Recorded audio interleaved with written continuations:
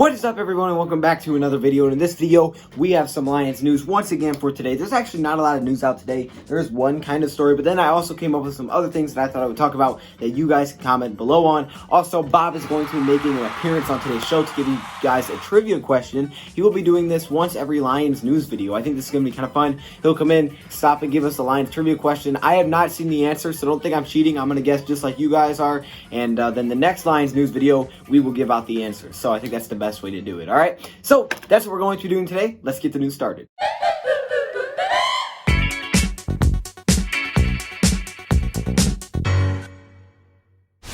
So let's start off this thing with the news that I do have. The little news that I do have is that the Detroit Lions had a virtual visit, or the meeting, or the conference, virtual conference, whatever you want to call it, because they can't go out and actually talk to him. They had that with J.K. Dobbins right now. Now, actually, a lot of teams did, so it's not like the Lions are alone on this one, but they did do that with J.K. Dobbins. We've been kind of keeping up with the guys that they have done virtual visits with. I think it's like an 8 or 9 right now. There may be more that we don't know about, but J.K. Dobbins is the most recent and big name one to hear about. This one's kind of interesting. I'm not super shocked by it either, though, because there are a lot of second-round running backs that are very appealing. I would say that. Now, I don't know if I can go first round for running back. That might be a little bit of a reach. But if you're talking second round, there are probably going to be some very good running backs out there. J.K. Dobbins, Jonathan Taylor, DeAndre Swift, Clyde Edwards-Helaire. I think that's how you say his name. Tons of running backs available in the second round. Lions could also wait until later. They could go with Zach Moss, Cam Akers, A.J. Dillon. There's just tons of guys, okay? They could go with Antonio Gibson. There's a lot of options later in the draft as well. But if the Lions want to go get a workhorse, a very good running back from college football in one of the top couple of rounds, they could definitely do that. Now, I think drafting a running back in the second round makes a lot more sense if the Lions trade back first. I think taking a running back in the second round and not trading back could hurt you, because then you're losing out on that second round pick to go to a position that's not, I wouldn't say not a need, but I would say it's not one of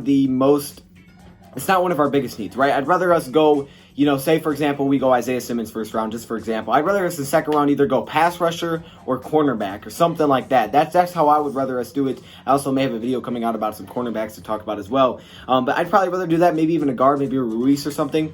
That's probably how I would go about it in the second round. But if you did trade back and you acquired, say, a second round pick or an extra first round pick, then in the second round, you could go with a weapon and get a running back. And J.K. Dobbins could be that option. Now, Dobbins is a little bit more for, I think, people's liking when it comes to the Detroit Lions, because he's more of a receiving back than Jonathan Taylor is. He dealt with a little bit less injuries. He wasn't as hurt in college. He didn't fumble as much, and he also has extremely good numbers. And a lot of us being Lions fans are Michigan fans or Michigan State fans, some Ohio State fans as well. So a lot of people got to see J.K. Dobbins a lot because they followed the Big Ten for football. And J.K. Dobbins is definitely a very good running back. We know Ohio State is a running team. Even though they have Justin Fields, they're still a running team, let's be honest here. And J.K. Dobbins had a heck of a workload, and he balled out last season. Last season, over 2,000 rushing yards, 2,003 to be exact, with a 6.7 yards per carry, which is obviously incredible. The thing is, though, college numbers are definitely skewed because you see a lot of big holes. But I got to give them the numbers. Got to give credit where credit's due. 23 receptions for over 200 receiving yards and 23 total touchdowns in just 2019. Numbers are off the charts. So definitely someone that I think the Lions could be interested in. Again, though, if they don't trade back, that's not the pick I would make. However, if you do trade back and you acquire a second round pick, maybe a couple later rounds, or another first round pick, this is definitely a route I could see the Lions going. But again, this would put a lot on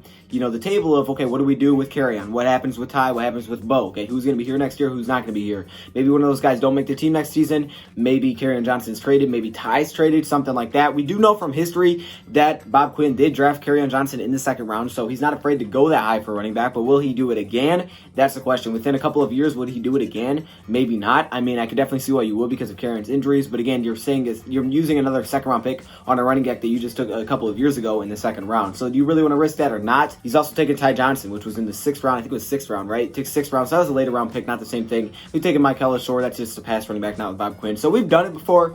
The question is, will we do it again? So close to drafting Ty Johnson, I think, last year, and then so close to drafting Carrion Johnson in the second round. So that's a really big question for me. I don't know if we'll do it, but I wouldn't be shocked. And honestly, I wouldn't be mad about it because this would take a lot of pressure off Matthew Stafford, and it's a guy that he can use in the passing game. So I think it would be pretty nice overall. Now, let's talk about a couple of things that aren't Lions news, but they're kind of Lions news. You know what I mean? Like, they're not Lions news. Like, Lions aren't like, oh, this is what we just did. But they're like news for you guys because it's something that you guys have talked about. No, I don't know. We have two things to talk about. First one is Marvin Jones' replacement. So I don't know what Jones Jr. is going to look like next season. I don't know if he's going to be with us after this season.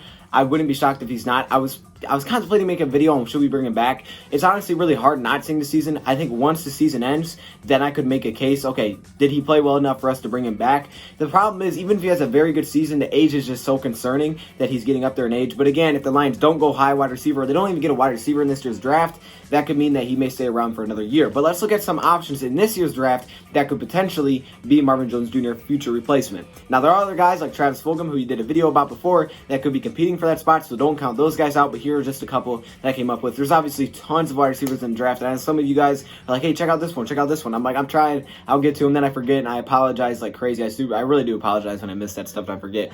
But let's talk about a couple wide receivers here. Let's go first off with Chase Claypool. Now, this is a very big wide receiver, 6'4" out of Notre Dame. I was looking at wide receivers with some more size because that way they could play on the outside here. So 6'4", 238 pounds, and he was looked at as a guy that could potentially play tight end. I mean, going into the combine, that was the talk. They were talking about that watching when I was watching the combine, like, hey, this guy could be a tight end in the NFL. That may be what he does in the NFL. And then in the combine, he ran a 4.42 40. That was like the fastest at that size since Kelvin, I'm pretty sure. I mean, it was insane. I was like, yeah, he just said, nope, I'm not being a tight end, I'm being a wide receiver. 4.42 is extremely fast at that size. 6'4", 238, definitely athleticism off the charts. Played at Notre Dame, so played a little bit of competition, I would say. He looks like a third rounder later type of pick for me. I think there's definitely things that he needs to clean up. Route running is, a little bit, but he seems to have good hands. He seems to have the athleticism. I mean, at that size, he has like that nice balance. He's not big and like all like slow and I can't jump off the ground. No, I can do both. I think just a couple things need tweaking, but honestly, this is a guy that could help us this year and potentially some weird like hybrid roles between tight end and stuff like that offensively, and I think he's a guy that could definitely help us in future years. So I went Chase Claypool first. Next up, Donovan Peoples-Jones. I had to put him on here for, just because. He's a Michigan player. A lot of people like Peoples-Jones. I would not do this in the second round. I've actually seen him projected to go like fifth round because he wasn't insane in college. I think, after you get done with college, you kind of forget, like, okay, how good was this guy actually? He was good, though, and I know a lot of people hate on Shea Patterson, even though he's the next Tom Brady, so I don't know why you're doing it. A lot of people say that, Shea Patterson held him back a little bit. He was a good wide receiver. He would give you multiple things. A very balanced player. Not the fastest, not the best route runner. He's kind of good at everything. I would say that. He kind of like very above average across the board. That's kind of how I look at him. And he also can do a lot of different things. He can also be a return man. So definitely some cool things there with Donovan Peoples-Jones. Could, fight for some spots with guys like Jamal Agnew. I just don't think I'd go second round. I don't see that ability. And I love Michigan. I just don't see a guy here that's like, wow, that dude has it. Like, whoa, that could be a high round pick, even though it's not a need. I would say third round and later is as high as I would go. And then finally, I went with Isaiah Hodgins. Now, a lot of you guys may not know Isaiah Hodgins. Some of you guys may know him. He's a wide receiver out of Oregon State. And I think Oregon State, people give me, when I say Oregon, they get mad. Oregon State, I think. Is that how I say it on this one? I don't know. And either way, he's a wide receiver that's pretty big in size. And he's very forgotten because he's not super athletic at all. Doesn't play the most competition, I would say, and he's just not talked about a lot because he doesn't pop off the screen to you. His numbers aren't like, wow, that's a really good player. However, it's the smaller numbers that you really dive deeper. You're like, wow, this is an interesting player because he's projected to go slow late in the draft, but he has that knack. And you know what that knack is? That knack is catching the football and not dropping it. I know it's not the most exciting thing, and, a lot of times you're like, okay, well, I can probably make you a better pass catcher, but I can't make you faster, jump higher, more athletic. That's true. However, not everyone that you say I can make a better pass catcher actually does become a better pass catcher. If that was the case, Eric Ebron would have never left here. You know why? Because he had everything else. He just couldn't hold on to the football. So that was kind of a thing. Isaiah Hodgins, however, only had 3 drop passes on 179 catchable passes. This dude may have the best hands in the country. Now, I know there's some guys that make more highlight plays that are, locked up, but just consistency. He just has that consistency. I see him as a late round steal. 6'4", 216. Again, not going to jump off the screen, only runs a 4.61. But man, he's consistent when it comes to catching the football, and I definitely could see this being an option for the Detroit Lions later in draft, 5th round and later, if that's the route they want to go. Obviously, Antonio Gandy-Golden, Quintez, Michael Pittman. Dude, there's so many options there at wide receiver. You can say whatever you want, and I honestly can't disagree with you. So I just came up with a couple. Now, finally, we're going to talk about some players that are forgotten or underrated for Detroit Lions. I wouldn't necessarily say underrated because they would have to have done something that no one's talking about. These guys really have it. However, I think they're very forgotten when it comes to our roster and to the draft. We talk about a lot of positional needs, but we forget about a lot of players that are on the team. I don't really have these in any order. I just named a couple of guys that I thought were forgotten for certain reasons. Maybe they had to deal with some injuries. Maybe they haven't played a lot. Maybe they're young. A lot of these guys are young. So let's talk about them. First off, I have Michael Ford. Now, I think Michael Jackson's also another guy, but he only played in 1 game last season. I don't even know if he had a snap. So I don't even really want to count him. I don't know how he could play in 1 game and not have a snap. I don't want to count Michael Jackson, but he is on a team. I know he's forgotten a lot. But instead I'm talking about Michael Ford. Yes, Michael Ford, the cornerback, that's 6 foot tall, 198. He's only 24 years old. He's on the final year of his contract, and he's actually been solid for us when he's had to sub in. In 2018, he played in 13 games. Last season, he only played in 3 games. In 2019, he played in 15 games where he had 2 starts. So he definitely did a lot for us last season in 2 starts, and he had 12 combined tackles, 2 passes defended. He allowed a 47.4 completion percentage, which actually is very good. 19 targets, 9 completions, 101.6 pass rating. There's not a lot of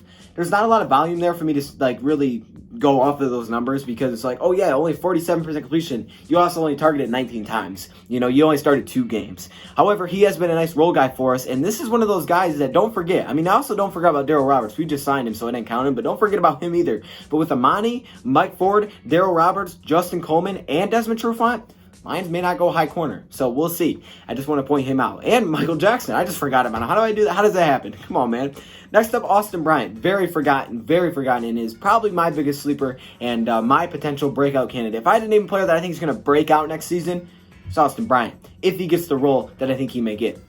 That is the edge rusher role. Now, last season, our jack role was Devon Kennard. I don't know if we're going to use it the same this year. Maybe Matt Patricia's looking at that and saying, okay, I want a more versatile guy that can drop back in coverage. So Austin Bryant may not get that role. He may be more of a defensive lineman, like I think he kind of was more of that last season. However, if he wants to have a guy similar to Devon Kennard, just younger, then Austin Bryant can definitely be that guy, because he definitely has a size, 6'6", 261 pounds, only 23 years old. We know he's drafted out of Clemson, had some injury concerns, played with great teammates, but he still was able to put up like 8 sacks every year. This guy was insane. He's a very talented player for Clemson, and he was kind of forgotten about Clemson, so he fell down the draft board because of injuries and being forgotten. We got him late. We looked at him as a steal, and last season he only played in 4 games because of an injury that we were waiting for him to recover from. He came in at the end of the season. He had 8 combined tackles, 1 quarterback hit. Really nothing to talk about. However, I think he could be the next Jack Roll. Don't forget about him. Don't forget about Austin Bryant. Please don't do it. Don't forget. Next up, Deshaun Hand. This is a very, very much so a guy that I think a lot of people forget about. I'll say I do as well at sometimes. When I talk about defensive linemen that we could go after, like Kinlaw and Derek Brown, high defensive linemen, not later depth guys. High defensive linemen, I forget about Deshaun Hand a lot. And it's easy to, unfortunately, because of all the injuries. However, when he was healthy, this guy was a beast. Back in 2018, when he played in 13 games, he had 2 forced fumbles, 27 combined tackles, 4 tackles for loss, 2 quarterback hits, and 3 sacks. Yeah, he was doing some work in 2018, but then 2019, unfortunately, injury struck with a lot of players, including Deshaun Hand. Only played in 3 games, and he had 6 combined tackles. Definitely someone that may not be a starter next season. He may not, but because of the limited amount of defensive linemen that we bring, he may not be a starter. However, I can see him as a nice depth rotational guy that definitely could take some time away from what a potential draft pick could be, because you got to think, we have him, we brought in Nick Williams, Danny Shelton, Trey Flowers, Romeo Okwara. I mean, it's pretty deep. Maybe Austin Bryant if he plays that role, so we'll have to wait and see. A couple of honorable mentions. I think Matt Weil, the punter, definitely don't forget about him. We may not go punter because we have Matt Weil, so don't forget that he's on our team. And Joshua Garnett, the guard, he could start next season. Wouldn't it shock me, former first-round pick. So there's your Lions news for today. Now we're going to hop into the trivia. So, Bob, take it away, my man. What's up? It's Bob here. I had to shave my beard. My dog didn't like it. Which player supposedly put a 50-year curse on the Detroit Lions? Okay. Which player put the 50-year curse on the Detroit Lions? Your options are Earl Morrall, I don't know if that's right, Dutch Clark, Bobby Lane, or Greg Landry. This is kind of an easy one, but to kick it off, I like that question, Bob. Good one to kick it off. I would go with Bobby Lane. I think Bobby Lane's the answer there, which is kind of easy. So you guys can comment below what you think the answer is. Next video, we'll give you the answer. Thank you for coming on, Bob. And thank you guys for stopping in. Thank you for watching, and I'm out.